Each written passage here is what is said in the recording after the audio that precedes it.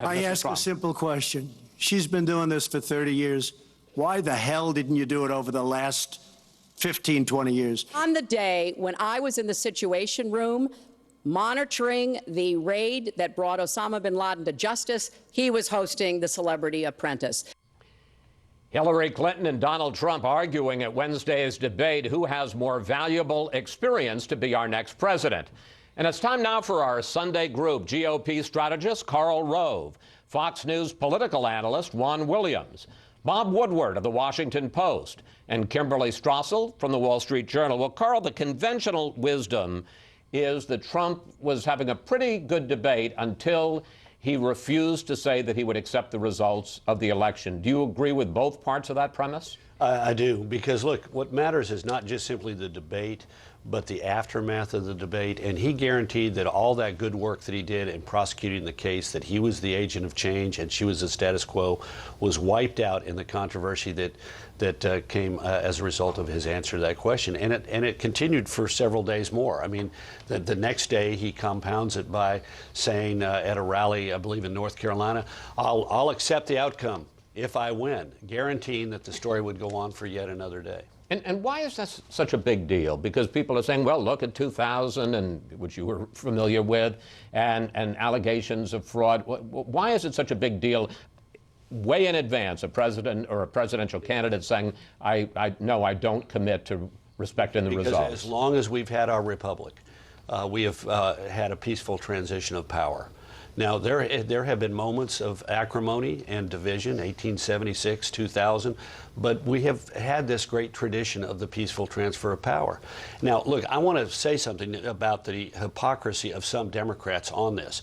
The night of the debate, one of the most ardent voices on this was the Reverend Jesse Jackson, the ever voluble, ever heard from Jesse Jackson, who said, how dare he do this? Well, he was the guy who, even after the Supreme Court acted in 2000 and ended the election controversy, said Bush is not the legitimately elected president of the United States. I would remind people it was the Democratic House leader, Dick Gephardt, who refused to say Bush was the legitimately elected president of the United States, even in December of 2000. And we have dead-enders like Paul Begala and others who still go around and say Bush was not the legitimately elected president. So Democrats ought to be a little careful before they sort of envelop themselves in dead-enders, the image of Paul Begala coming out of a cave in the Philippines somewhere. Exactly. All right, we ask you for questions for the panel, and we got a bunch on this topic, and especially the coverage of Trump's answer. Philip tweeted this: considering the DNC history of voter fraud schemes, isn't it wise for Trump to wait for the election results to be verified? Kim, how do you answer Philip? You know, I think this argument that Trump is making is also a mistake, that there is widespread voter fraud, that this is rigged. It's a very dangerous argument to make. I mean, there is always some amount of fraud out there. We can't ever be perfectly certain with elections.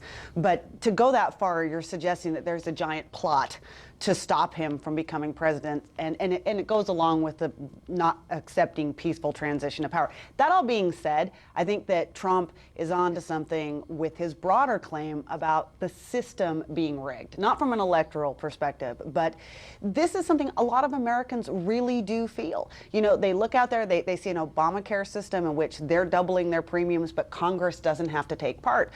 They see an IRS that has never held accountable for targeting tens of thousands of Americans.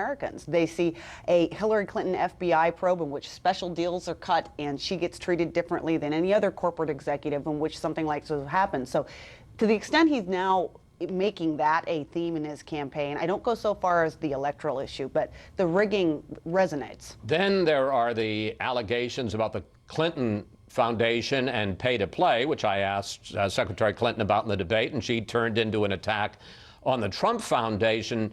But Bob, I want to go back to the conversation I was having with Robbie Mook before. When you see what seems to be clear evidence that Clinton Foundation donors were being treated differently than non-donors in terms of access, when you see this new revelations about the $12 million deal between Hillary Clinton, the foundation, and the King of Morocco, are voters right to be troubled by this? Yes, it's corrupt. It's a scandal, and she didn't answer your question at all, and she turned to embrace the good work that the Clinton Foundation has done, and she has a case there. But mixing of speech fees, the Clinton Foundation, and actions by the State Department, which she ran, are all intertwined, and it's corrupt. I mean, you can't just say it's unsavory, but there's no formal investigation going on now, and there are outs that they have. But the election isn't going to be decided on that. I mean, Karl was making the point about this, I'm not going to observe the result of the election. I mean, that's absurd. I mean, it has no consequence. If Trump loses, they're not going to let him in the White House. He's not going to have a transition team. And to focus on that, I think, is wrong. I think the issue is what's going to be the aftermath of this campaign. Can somebody govern? We're going to talk about that in the next segment. But I want to bring Juan in because we learned from emails and these were emails that the Republican National Committee got through the Freedom of Information Act. These aren't the hacked emails. This isn't the fruit of Russia trying to undermine our election. That foundation donors seeking government grants for Haiti relief were being treated differently, being considered separately from non-donors. Does that trouble you? Sure it would, but I mean, the fact is, in that case, which has been cited by Mike Pence, in fact, what the State Department officials said is, hey, some of these people are friends of the Clintons. But guess what? The bottom line, they didn't get the contracts for Haiti. But to your larger... Some of them did. Yeah, but it's very few. So it's not the case that friends of the Clintons were given these contracts, which is the heart of the suggestion. But let me just say, when you're talking politically, we're 2 weeks out from the election, is trust and honesty a vulnerability for Hillary Clinton? I don't think there's any question. I think it stirs Donald Trump's base. Lock her up. You know, Trump the blank, you know. But I'm not just talking about the politics of it, Kim. I mean, let's talk about the substance of what was going on there. Look, you have to go back and remember what was happening here. This is 2010, the earthquake. The Clinton Foundation is tagged as a lead by the UN. They are collecting millions of dollars. We know for a fact from books like Peter Schweizer's Clinton Cash that lots of people who were foundation donors indeed did get contracts in Haiti. And there is a very bad feeling in Haiti against the Clintons. You know, the former Senate leader in Haiti called them common thieves.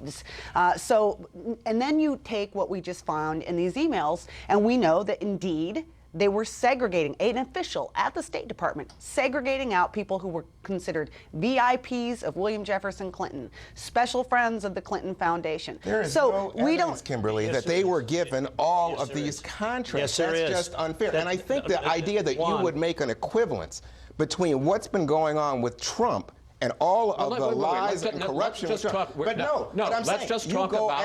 about the foundation. As if it's the equivalent, and it's not an equivalent. And I think the American people, when you look at the favorability numbers on trust, if Clinton is in underwater, but minus honestly, 10, you're pivoting. Juan, you're pivoting.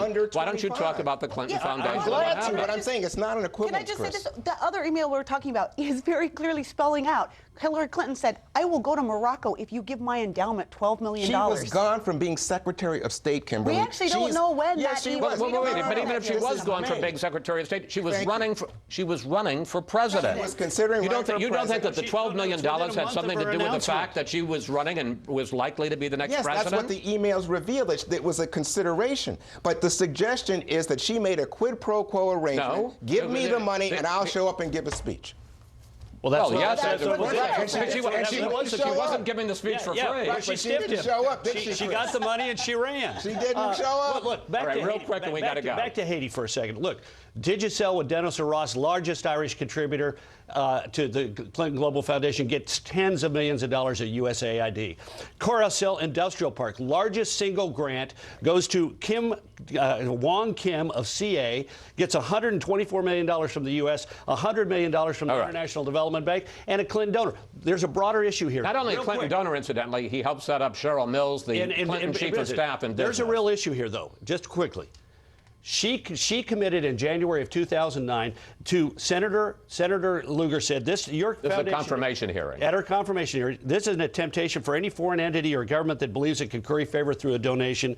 And John Kerry joins with Lugar, says really this is a long final statement. Look, she made a commitment to avoid these kind of controversies. Panel, we have to take a break here.